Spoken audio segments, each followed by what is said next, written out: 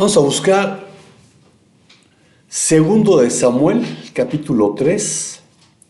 Son 39 versículos. Y pues vámonos de 6 en 6.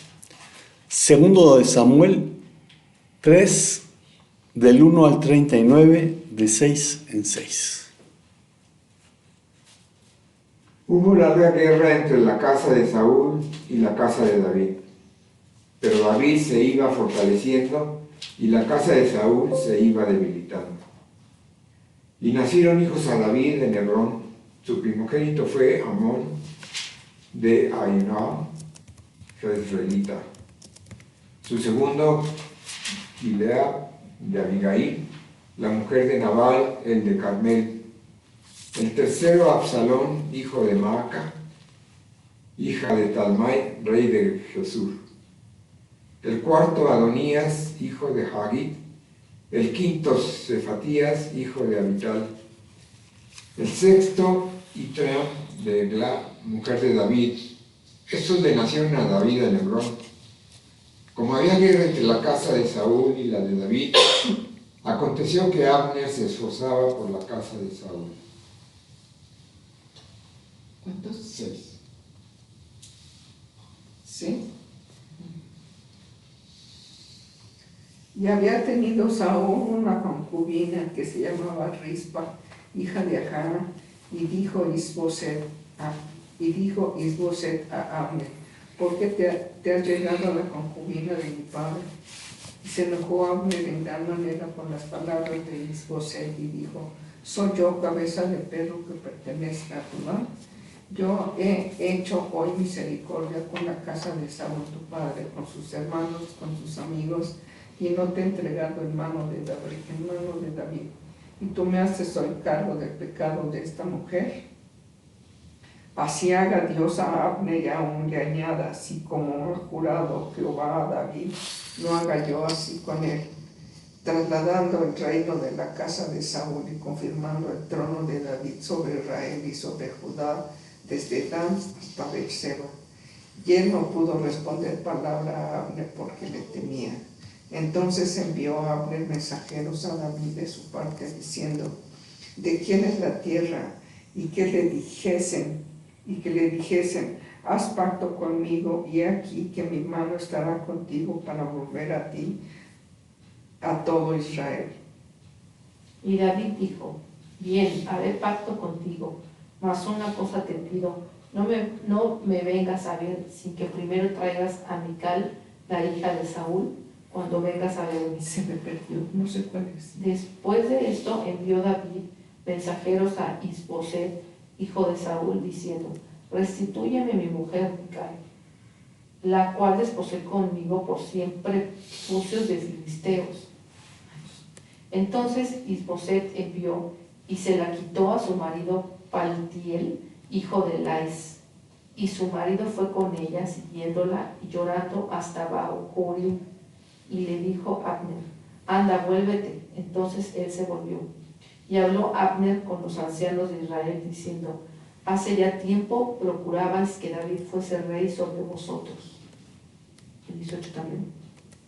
Ahora pues hacedlo, porque Jehová ha hablado a David, diciendo: por la mano de mi siervo David libraré a mi pueblo Israel de mano de los filisteos y de mano de todos sus enemigos. Habló también Abner a los de Benjamín, y fue también Abner a Hebrón a decir a David todo lo que parecía bien a los de Israel y a toda la casa de Benjamín. Vino pues Abner a David en Hebrón, y con él 20 hombres, y David hizo banquete a Abner y a los que con él habían venido. Y dijo Abner a David: yo me levantaré e iré y juntaré a mi señor el rey a todo Israel para que hagan contigo pacto y tú reines, como lo desea tu corazón. David despidió luego a Abner y él se fue en paz. Y he aquí que los siervos de David y Joab venían del campo y traían consigo gran botín. Mas Abner no estaba con David en Hebrón, pues ya lo había despedido y él se había ido en paz.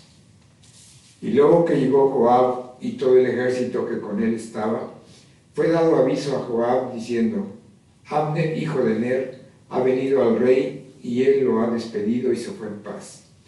Entonces Joab vino al rey y él le dijo: ¿Qué has hecho? He aquí, Abner vino a ti. ¿Por qué pues lo dejaste que se fuese? Tú conoces a Abner, hijo de Ner. No ha venido sino a engañarte para enterarse de tu salida y de tu entrada y para saber todo lo que tú haces. Y saliendo Joab de la presencia de David, envió mensajeros tras Abner, los cuales le hicieron volver del pozo de Sira sin que David lo supiera. Y cuando Abner volvió a Hebrón, Joab lo llevó aparte en medio de la puerta para hablar con él en secreto, y allí, en venganza de la muerte de Asael, su hermano, le hirió por la quinta costilla y murió. Cuando David supo después esto, dijo: inocente soy yo y mi reino delante de Jehová para siempre, de la sangre de Abner, hijo de Ner. Caiga sobre la cabeza de Joab y sobre toda la casa de su padre, que nunca falte de la casa de Joab quien padezca flujo, ni leproso, ni quien ande con báculo, ni quien muera a espada, ni quien tenga falta de pan. Joab pues y Abisai su hermano mataron a Abner, porque él había dado muerte a Asai, el hermano de ellos, en la batalla de Gabaón. Entonces dijo David a Joab y a todo el pueblo que con él estaba: rasgad vuestros vestidos y ceñíos de cilicio y haced duelo delante de Abner. Y el rey de David iba detrás del féretro. Y sepultaron a Abner en Hebrón, y alzando el rey su voz, lloró junto al sepulcro de Abner, y lloró también todo el pueblo. Y endechado el rey al mismo Abner decía: ¿había de morir Abner como muere un villano? Tus manos no estaban atadas, ni tus pies ligados con grillos. Caíste como los que caen delante de malos hombres. Y todo el pueblo volvió a llorar sobre él. Entonces todo el pueblo vino para persuadir a David que comiera antes que acabara el día. Mas David juró diciendo: así me haga Dios y aún me añada, si antes que se ponga el sol gustaré yo pan o cualquier otra cosa. Todo el pueblo supo esto y le agradó, pues todo lo que el rey hacía agradaba a todo el pueblo. No sé cuántas yo. Y todo el pueblo y todo Israel entendió aquel día que no había procedido del rey el matar a Abner, hijo de Ner. También dijo el rey a sus siervos: ¿no sabéis que un príncipe y grande ha caído hoy en Israel? Y yo soy débil hoy, aunque ungido rey, y estos hombres, los hijos de Sarbia, son muy duros para mí. Jehová dé el pago al que mal hace, conforme a su maldad. Amén. Y el mensaje se titula: Pedro, el traidor restaurado. Tristemente, Mario Vargas Llosa tuvo razón cuando señaló: está llegando la época en que la honorabilidad es la excepción y la traición es la norma. Martín Lutero afirmó: toda traición comienza con la confianza. En ese sentido, la traición es un reflejo de las debilidades humanas y de cómo, en ocasiones, la amistad y la confianza se pueden convertir en las armas más peligrosas. Así que la traición, como arma letal, no surge de la relación entre enemigos, sino de aquellos que se consideran amigos, porque la confianza mutua establece una vulnerabilidad emocional que, cuando es quebrada, causa un daño mucho más profundo que el causado por un adversario externo.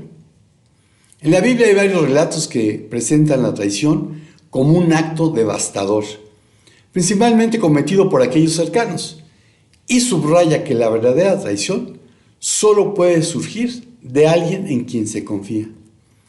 Así lo escribió David: porque no es un enemigo el que me agravia, pues lo soportaría. Ni se alzó contra mí el que me aborrecía, pues me habría ocultado de él. Sino tú, un hombre igual a mí, mi compañero, mi íntimo amigo, que juntos teníamos dulce comunión y amistosamente andábamos en la casa de Dios. Tenemos el caso de Esaú y Jacob, el cual ilustra cómo en los lazos familiares puede surgir la traición. Y eso lo pueden leer en Génesis 27. Cuando Jacob, instigado por su madre Rebeca, engaña a su padre Isaac para obtener la bendición destinada a su hermano Esaú. Esta traición no solo fue un acto de deslealtad, sino que también dio lugar a años de conflicto y separación, no solo de los hermanos, sino de toda la familia. Otro ejemplo es el de Absalón, el hijo del rey David. Absalón, que al principio parecía leal, finalmente conspiró para derrocar a su padre y tomar su lugar en el trono. Vean 2 de Samuel 15, del 1 al 12. 2 de Samuel 15, 1 al 12. Me toca a mí. ¿Quieres? 1:12. Aconteció después de esto que Absalón se hizo de carros y caballos y 50 hombres que corriesen delante de él. Y se levantaba Absalón de mañana y se ponía a un lado del camino junto a la puerta. Y a cualquiera que tenía pleito y veía al rey a juicio, Absalón le llamaba y le decía: ¿de qué ciudad eres? Y él respondía: tu siervo es de una de las tribus de Israel. Entonces Absalón le decía: mira, tus palabras son buenas y justas, mas no tienes quien te oiga de parte del rey. Y decía Absalón: ¿quién me pusiera por juez en la tierra, para que viniesen a mí todos los que tienen pleito o negocio, que yo les haría justicia? Y acontecía que cuando alguno se acercaba para inclinarse a él, él le extendía la mano y lo tomaba y lo besaba. De esa manera hacía con todos los israelitas que venían a él a juicio, y así robó a Absalón el corazón de los de Israel. Al cabo de 4 años aconteció que Absalón dijo al rey: yo te ruego que me permitas que vaya a Hebrón a pagar mi voto que he prometido a Jehová, porque tu siervo hizo voto cuando estaba en Jesús, en Siria, diciendo: si Jehová me hiciere volver a Jerusalén, yo serviré a Jehová. Y el rey le dijo: ve en paz. Y él se levantó y fue a Hebrón. Entonces envió Absalón mensajeros por todas las tribus de Israel, diciendo: cuando oigáis el sonido de la trompeta, diréis: Absalón reina en Hebrón. Y fueron con Absalón 200 hombres de Jerusalén, convidados por él, los cuales iban en su sencillez sin saber nada. Y mientras Absalón ofrecía los sacrificios, llamó a Ahitofel, Gilonita, consejero de David, de su ciudad de Gilo, y la conspiración se hizo poderosa y aumentaba el pueblo que seguía a Absalón. Amén. Su traición no solo fue política, sino también emocionalmente devastadora para David, quien nunca habría esperado tal conducta de su propio hijo. La relación padre-hijo, que debería estar basada en la confianza, fue socavada por la ambición y el resentimiento de Absalón, demostrando que incluso aquellos más cercanos a nosotros pueden convertirse en los mayores traidores. El ejemplo por antonomasia es el de Judas Iscariote, uno de los 12 discípulos de Jesús, que lo entregó a los líderes religiosos, quienes buscaban su condena, y lo entregó por el precio de un esclavo. Éxodo 21:32.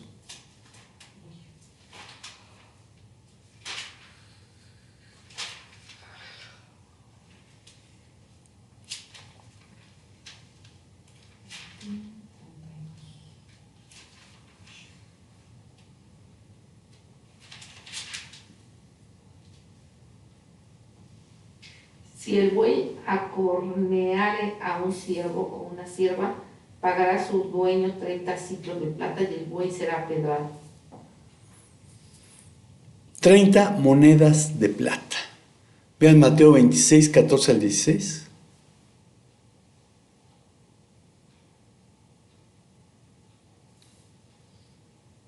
Entonces uno de los 12, que se llamaba Judas Iscariote, fue a los principales sacerdotes y les dijo: ¿qué me queréis dar y yo os lo entregaré? y ellos le asignaron 30 piezas de plata.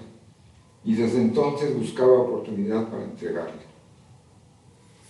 Judas había compartido momentos de intimidad con Jesús, escuchado sus enseñanzas y vivido junto a él. Estos ejemplos bíblicos muestran que la traición, lejos de ser el acto de un enemigo, es el producto de una relación quebrantada entre aquellos que se consideran amigos o seres queridos. Se señala a Judas como el traidor, pero la verdad es que los 12 apóstoles cometieron traición. Hoy vamos a ver, Biblia en mano, el caso de Pedro. El primer punto es: Pedro y sus compañeros fueron traidores. Marcos 14, 26 al 28.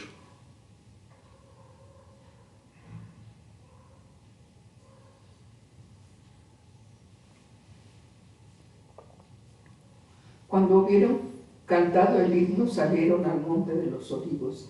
Entonces Jesús les dijo: todos os escandalizaréis en mí esta noche, porque escrito está: heriré al pastor y las ovejas serán dispersadas. Pero después que haya resucitado, iré delante de vosotros a Galilea. Amén. Y el contexto es la llamada última cena, la cena de Pascua. Y esta empezaba generalmente con el canto de los salmos 113 y 114 y terminaba con los salmos 115 al 118. Pesaj, la Pascua, es una celebración que desde su origen, vean Éxodo 12, 3, del 3 al 11, Éxodo 12 del 3 al 11. Hablad a toda la congregación de Israel diciendo: en el 10 de este mes tómese cada uno un cordero según las familias de los padres, un cordero por familia. Mas si la familia fuera tan pequeña que no baste para comer el cordero, entonces él y su vecino inmediato a su casa tomarán uno según el número de las personas. Conforme al comer de cada hombre, haréis la cuenta sobre el cordero. El animal será sin defecto, macho de 1 año. Lo tomaréis de las ovejas o de las cabras, y lo guardaréis hasta el día 14 de este mes, y lo inmolará toda la congregación del pueblo de Israel entre las dos tablas, y tomarán de la sangre y la pondrán en los 2 postes y en el dintel de las casas en que lo han de comer. Y aquella noche comerán la carne asada al fuego, y panes sin levadura con hierbas amargas lo comerán. Ninguna cosa comeréis de él cruda ni cocida en agua, sino asada al fuego, su cabeza con sus pies y sus entrañas. Ninguna cosa dejaréis de él hasta la mañana, y lo que quedare hasta la mañana lo quemaréis en el fuego. Y lo comeréis así, ceñidos vuestros lomos, vuestro calzado en vuestros pies, y vuestro bordón en vuestra mano, y lo comeréis apresuradamente. Él es la Pascua de Jehová. Amén. Entonces, desde su origen, la Pascua se celebraba en familia. Por 3 años, Jesús y sus discípulos habían sido eso, una familia. Pero tenía que cumplirse lo escrito por Zacarías. Zacarías 13:7.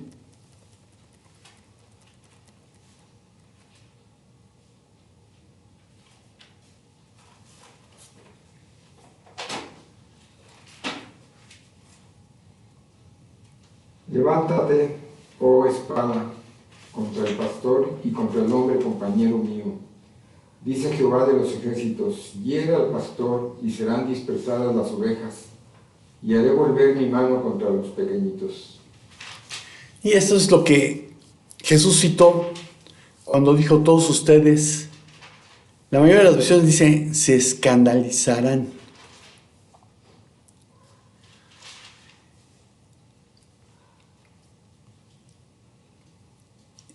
Y conforme al diccionario de la Real Academia de la Lengua Española, escandalizarse significa causar escándalo, conturbar, consternar, mostrar indignación, real o fingida por algo, escandecerse, enojarse o irritarse. Sin embargo, la palabra en el original griego, que es escandalizo, es de donde viene la nuestra, puede traducirse como escandalizarse, pero también es correcto apartar, rechazar, desconfiar y abandonar la fe, como en el caso de Lucas 7:23.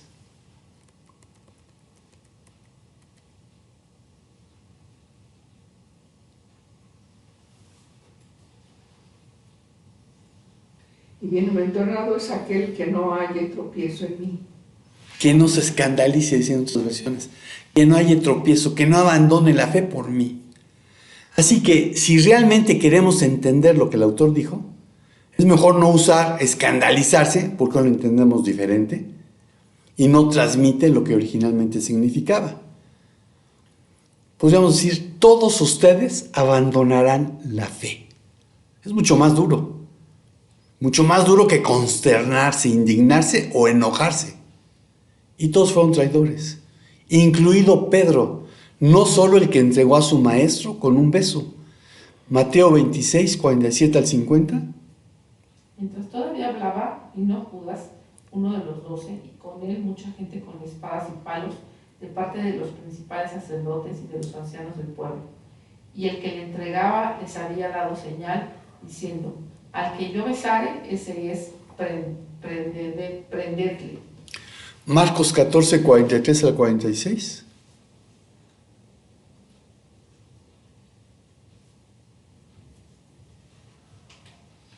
Luego, hablando él, aún vino Judas, que era uno de los 12, y con él mucha gente con espadas y palos, de parte de los principales sacerdotes, y de los escribas, y de los ancianos. Y el que le entregaba les había dado señal, diciendo: al que yo besare, ese es, prendedle y llevadle con seguridad. Y cuando vino, se acercó luego a él, y le dijo: maestro, maestro, y le besó. Entonces ellos le echaron mano y le prendieron. Lucas 22, 47 al 48.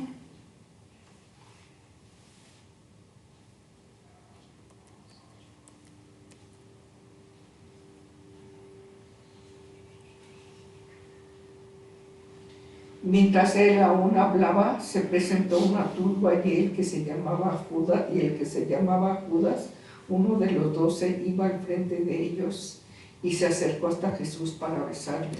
Entonces Jesús le dijo: Judas, ¿con un beso entregas al Hijo del Hombre? Juan 18, del 1 al 3.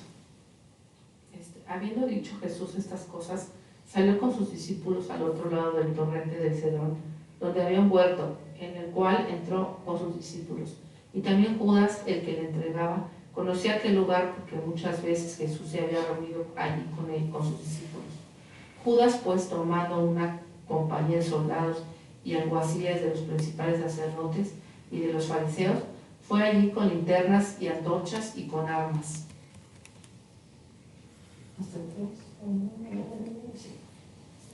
Entonces, no solo el que entregó a su maestro con un beso fue traidor.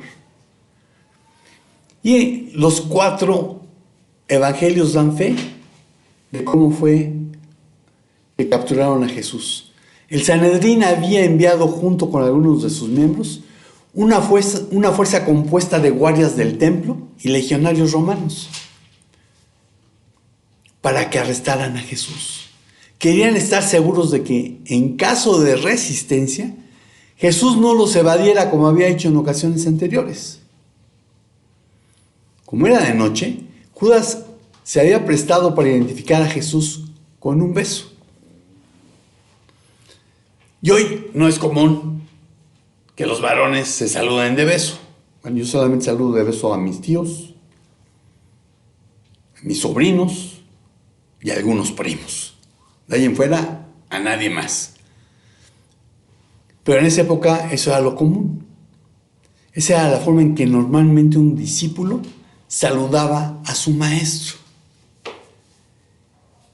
Y Marcos dice: entonces todos lo abandonaron y huyeron. Cierto joven que se cubría con solo una sábana iba siguiendo a Jesús. Ojo, este no era discípulo. Lo detuvieron, pero él soltó la sábana y escapó desnudo. Entonces Marcos da fe que los 11 apóstoles huyeron, porque seguramente él era ese neaniscos, un joven más allá de la edad de la pubertad, normalmente antes del matrimonio. Se piensa que el aposento alto pertenecía a los padres de Marcos. Y Marcos lo que nos está narrando en este momento pues es porque lo vivió. Él es el que salió yendo desnudo. Y es curioso, porque Marcos nos está contando el Evangelio según lo que Pedro le transmitió a él. ¿Y qué es lo que dice el Evangelio de Marcos? Pedro traicionó a Jesús. El segundo punto es, Pedro no pensaba en traicionar. Marcos 14, 29 al 31. Marcos 14, 29 al 31.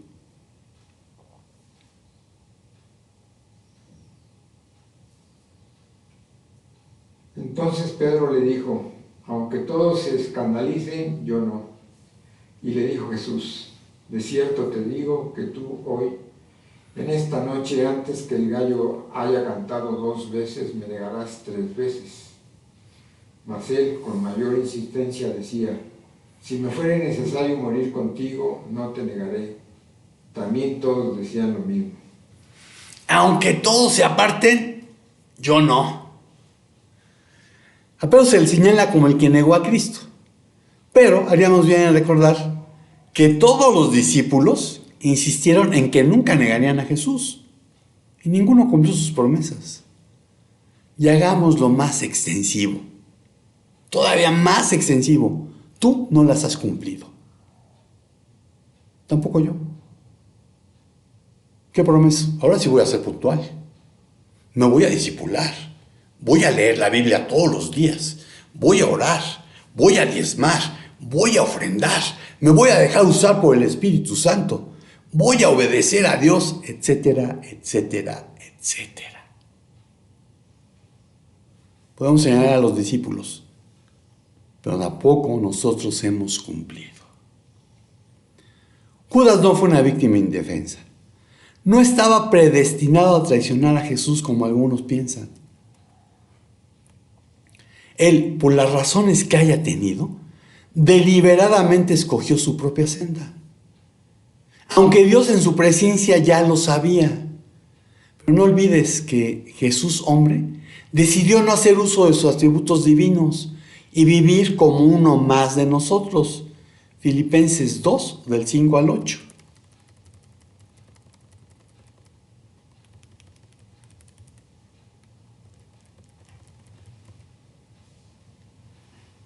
Haya pues en vosotros este sentir que hubo también en Cristo Jesús, el cual, siendo en forma de Dios, no estimó al ser igual a Dios como cosa a que aferrarse, sino que se despojó a sí mismo, tomando forma de siervo, hecho semejante a los hombres.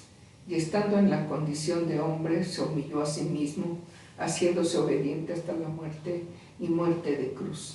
Amén. Ahora, recuerda que conforme al sistema romano de medida del tiempo, que fue adoptado por los judíos en el Nuevo Testamento, había 4 vigilias. La primera se extendía desde la puesta del sol hasta las 9 de la noche para nosotros, y se le conocía como del anochecer. La segunda vigilia se extendía desde las 9 p.m. hasta la medianoche, y se le conocía como vigilia de medianoche. La tercera vigilia se extendía desde la medianoche hasta las 3 a.m. y se le conocía como del canto del gallo. Y la cuarta vigilia se extendía desde las 3 a.m. hasta las 6 a.m. y se le conocía como amanecer. Por lo que la hora antes de que el gallo cante 2 veces se refiere a la tercera vigilia de la noche. En el relato de la llamada última cena, Jesús advirtió a sus discípulos que uno de ellos lo iba a entregar. Marcos 14, 18. Y cuando se sentaron a la mesa mientras comían, dijo Jesús, de cierto os digo que uno de vosotros que come conmigo me va a entregar. Ellos no sabían a quién se refería. Y Pedro no fue el único que estaba confiado de sí mismo, pues cada uno rehusó pensar que pudiera ser él. Sin embargo, no dijeron, seguro que yo no soy. sino, ¿acaso soy yo, Señor? Vean Mateo 26, 22.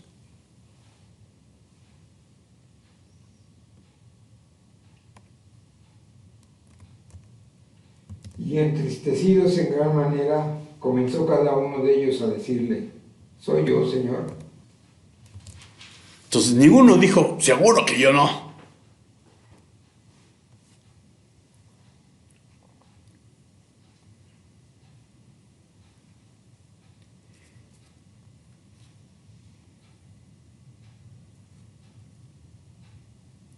Y Pedro todavía fue mucho más allá, pues aseguró que aunque los demás fallasen y se apartaran de Jesús, él no lo haría y lo acompañaría a la muerte de ser necesario. Ahora, los otros siguieron su ejemplo y dijeron lo mismo. Pedro bien podría decir, como aquel personaje de Los Picapiedra, homónimo suyo en castellano: yo y mi grandísima bocota. Bueno, en mi vida ha habido momentos en que lo he dicho: yo y mi grandísima bocota.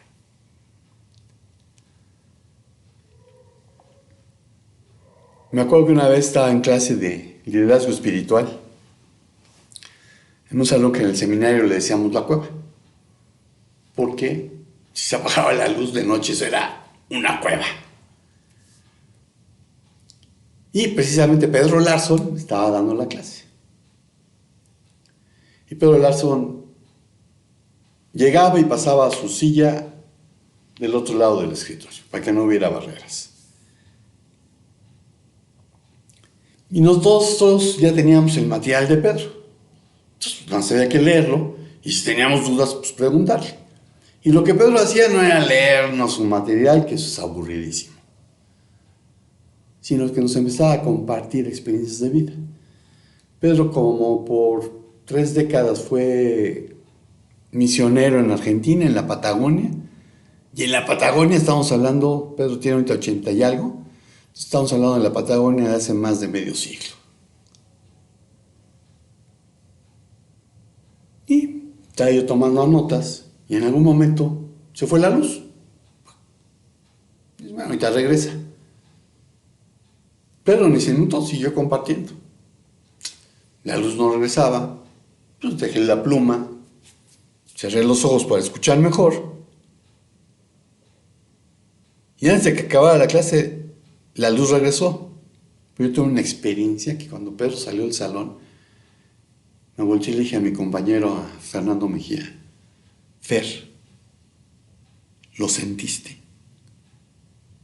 Y Fer me dijo: sí. Y yo le dije: ¿qué sentiste? Para ver si era lo mismo que yo había sentido. Y me dijo: la presencia del Espíritu Santo. Le dije: sí. Y venía de Pedro. Y dentro de mí dije: cuando sea grande quiero ser como Pedro. Y de repente, ¿de veras? Dije: ¡ay, yo y mi grandísima bocota!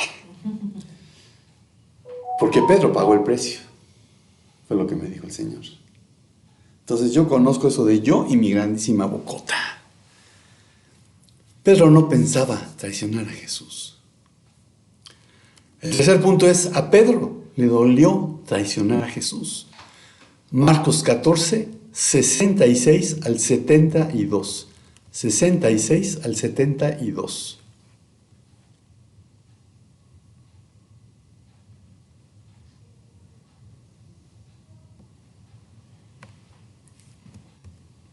Estando Pedro abajo en el patio, vino una de las criadas del sumo sacerdote, y cuando vio a Pedro que se calentaba mirándole, le dijo: tú también estabas con Jesús el Nazareno.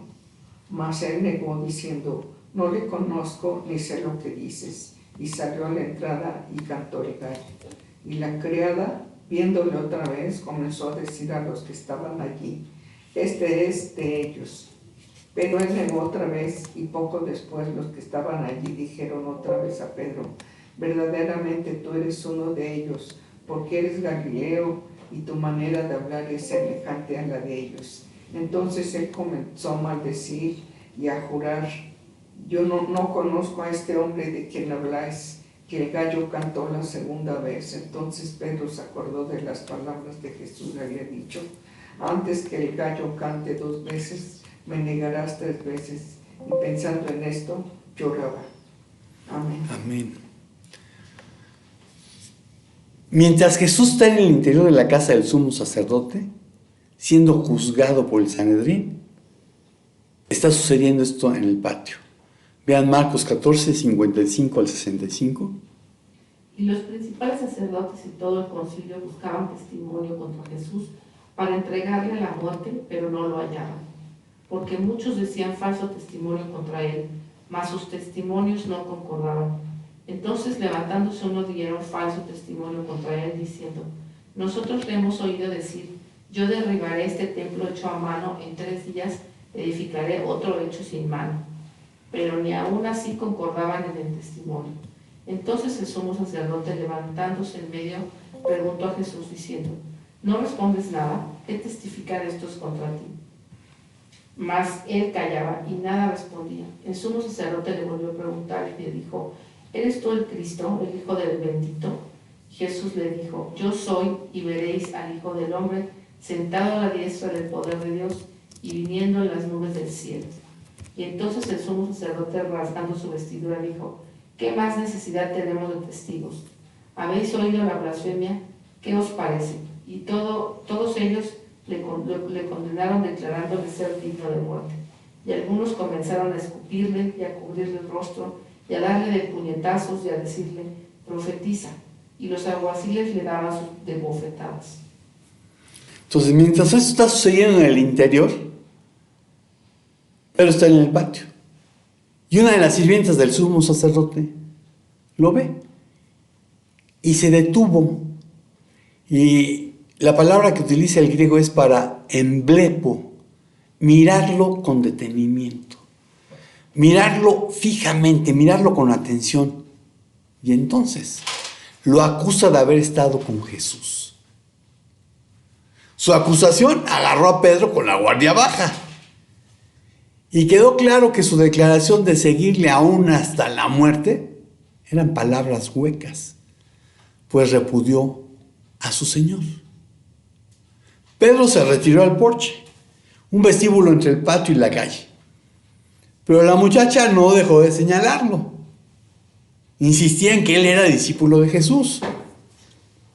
La presión aumentó, porque además su acento lo descubría como Galileo. Y la lengua en Galilea, comparada con la de Judea, tenía algunas variantes, pero también tenía distinta pronunciación y acento. Y a los galileos en Jerusalén los consideraban menos cultos y eran mirados con cierta ironía, siendo a veces objeto de burlas.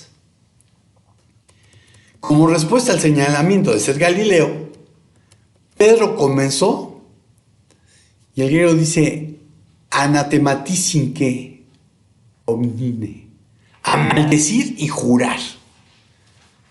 La maldición es más fuerte que el juramento. Si lo que decía no era cierto, él se estaba poniendo bajo la maldición y juicio de Dios. Hay algo más en la negación de Pedro. El verbo traducido como conocer, no lo conozco, es ida. Y este verbo significa que no tenía ninguna relación con Jesús. Cuando el gallo cantó, Pedro recordó las palabras del Señor. Lucas añade que el Señor se volvió y miró a Pedro. Vean Lucas 22, 61.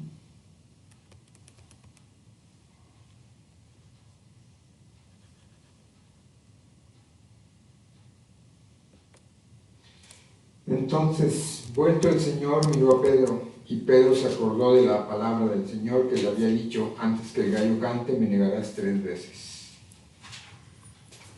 Marcos Vidal tiene una alabanza que dice, ¿y cuánto resistiremos la mirada de Jesús, iluminada en el reflejo de una luz? Y esta mirada de Jesús a Pedro debe haber ocurrido mientras Jesús era trasladado a una celda temporal. Y entonces Pedro lloró, se lamentó, y el verbo es cleo. Y este verbo enfatiza el ruido que acompaña al llanto. No le estaban escurriendo lágrimas, estaba llorando, lamentándose. Pedro se lamentó por traicionar a Jesús. Conclusión, el traidor restaurado. Juan 21, 15 al 19. Juan 21, 15 al 19.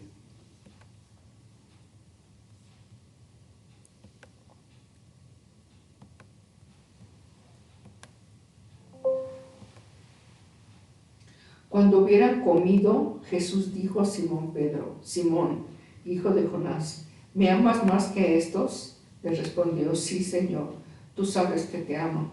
Él le dijo: apacienta mis corderos. Volvió a decirle segunda vez: Simón, hijo de Jonás, ¿me amas? Pedro le respondió: sí, Señor, tú sabes que te amo. Le dijo: pastorea mis ovejas. Le dijo la tercera vez: Simón, hijo de Jonás, ¿me amas? Pedro se entristeció de que le dijese la tercera vez: ¿me amas? Y le respondió: Señor, tú lo sabes todo, tú sabes que te amo. Jesús le dijo: apacienta mis ovejas. De cierto te digo, cuando eras más joven te ceñías e ibas a donde querías, mas cuando ya seas viejo extenderás tus manos y te ceñirá a otro y te llevará a donde no quieres. Esto dijo, dando a entender con que muerte había de glorificar a Dios, y dicho esto añadió: sígueme. Amén. Reina Valera 60 no deja muy claro aquí el por qué se entristece Pedro cuando le dicen la tercera vez. Porque Reina Valera 60 pone: ¿me amas? Y versiones que son más fieles al original dice, la primera vez: ¿me amas más que estos? Y Pedro responde: tú sabes que te quiero, apacienta mis corderos. Segunda vez: ¿me amas? Tú sabes que te quiero, pastorea mis ovejas. Y la tercera vez Jesús le dice: ¿me quieres? Y por eso Pedro se entristece de que la tercera vez le dijera: ¿me quieres? Y le respondió: tú sabes que te quiero, no doy para más, apacienta mis ovejas. La traición es una prueba que revela el verdadero carácter de las personas. Sin embargo, los traidores, al final, se pierden a sí mismos y las relaciones que podrían haber enriquecido sus vidas. Judas hubiese podido arrepentirse y pedido perdón, pero no lo hizo. No dio lugar a ser restaurado y por eso es el hijo de perdición. Juan 17:12. Cuando estaba con ellos en el mundo, yo los guardaba en tu nombre, a los que me diste. Yo los guardé y ninguno de ellos se perdió, sino el hijo de perdición, para que la escritura se cumpliese. El hijo de perdición pudo haber sido Pedro, pudo haber sido cualquier otro. Si Judas se hubiera arrepentido y hubiera permitido que Jesús lo restaurara. Pero Judas tuvo remordimiento nada más y fue y se ahorcó. Y recuerden que dije que Pedro había dicho: yo no tengo nada que ver con este hombre. Lo que expresas con tu boca es tomado en serio. Eclesiastés 5, del 4 al 7.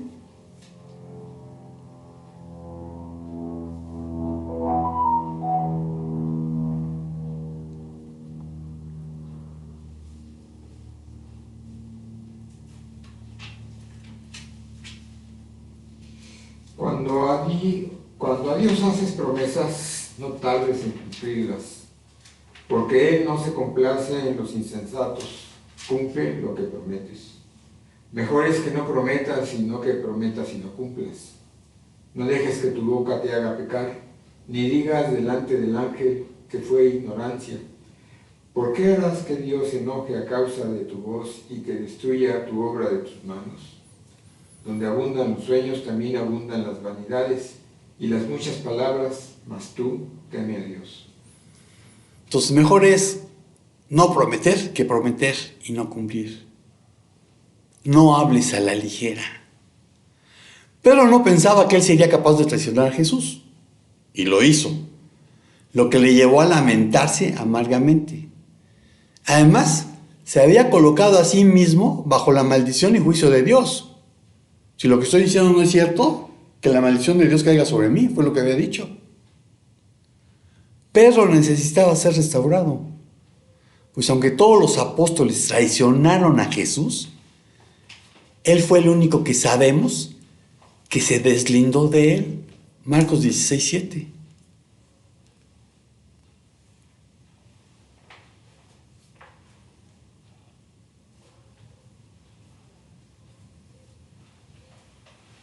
Pero id, decid a sus discípulos y a Pedro, que él va delante de vosotros a Galilea. Allí le veréis, como os dijo. Id y decir a sus discípulos y a Pedro. Hay muchos dicen, no, es que Pedro era el más picudo. No, discúlpenme. Pedro había dicho, yo no tengo relación con él. Pedro se había deslindado. Pedro había dicho, yo no soy su discípulo. Si solamente hubiera dicho, id y decir a sus discípulos, Pedro con sobrada razón podría haber pensado, yo negué serlo y no haber ido. Y decía a sus discípulos y a Pedro, que dijo que no era mi discípulo.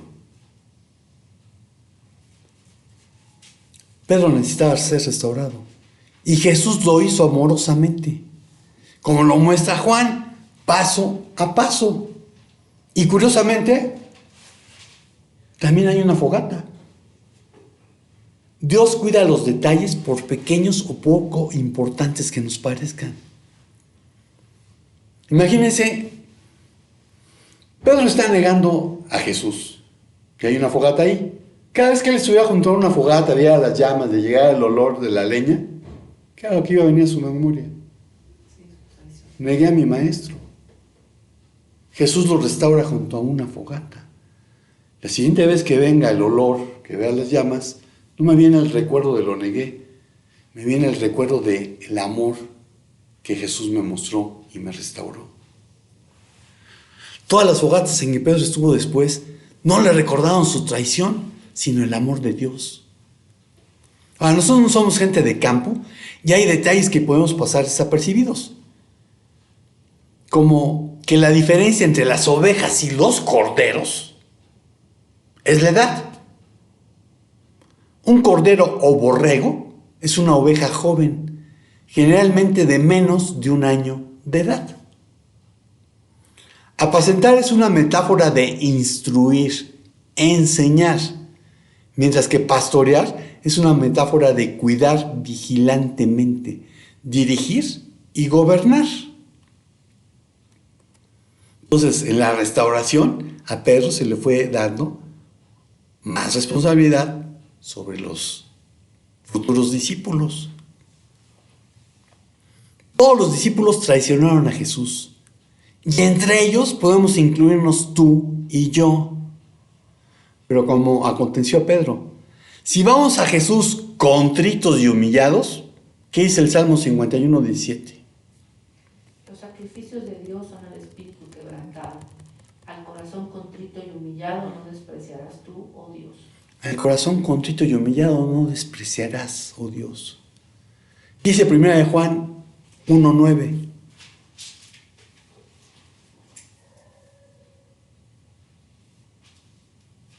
Si confesamos nuestros pecados, Él es fiel y justo para perdonar nuestros pecados y limpiarnos de toda maldad.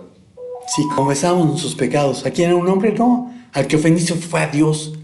Tienes que ponerte a cuentas con Él. Y cuando lo hacemos, Él no nos desprecia, sino que nos restaura. Porque no tenemos un sumo sacerdote incapaz de compadecerse de nuestras debilidades, sino uno que ha sido tentado en todo de la misma manera que nosotros, aunque sin pecado. Así que acerquémonos confiadamente al trono de la gracia para recibir misericordia y hallar la gracia que nos ayude en el momento que más la necesitamos. El traidor arrepentido es restaurado por su gracia.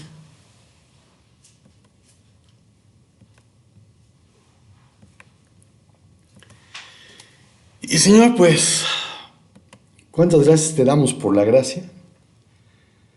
Porque si no fuera por tu gracia, nosotros estaríamos perdidos eternamente. Te damos gracias por ese cuidado que tú has tenido de nosotros. Porque al igual que todos los discípulos, Señor, nosotros te hemos fallado, te hemos negado, te hemos traicionado. Hemos hablado de más y no hemos cumplido las promesas que te hemos hecho. Y Señor, pues, pedirte perdón por ello. Pedir que tu mano de restauración sea sobre nosotros. Y pedirte por aquellos que aún necesitan arrepentirse de sus pecados, reconocer que solamente en Cristo hay salvación. Pedirte que lo puedan hacer mientras tienen la capacidad de hacerlo. Y Señor, si nosotros somos el instrumento que tú has de usar para compartir las buenas nuevas de salvación, como dijo el profeta Isaías, heme aquí, envíame a mí.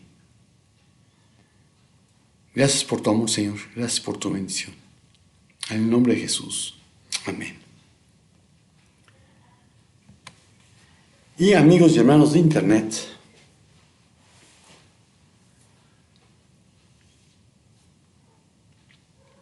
piensa bien en lo que prometes antes de prometer algo, antes de abrir la boca.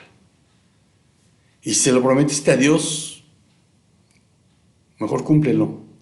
Y como decían las mamás, rapidito y de buen modo. Por otra parte, amigos, si tú quieres apoyar el ministerio, al principio y al final del video vienen las cuentas en las cuales puedes hacer un donativo. Si tú eres hermano, si tú has nacido de nuevo y quieres hacer una ofrenda, eres bienvenido a ofrendar al ministerio. Te invitaría a diezmar, pero el diezmar es un privilegio de la iglesia local. Ahora, si no tienes iglesia local, pues te invitamos a que te congregues con nosotros. Y si el Señor no dice otra cosa, nos vemos por aquí el próximo domingo. Shalom, shalom. Estamos despedidos.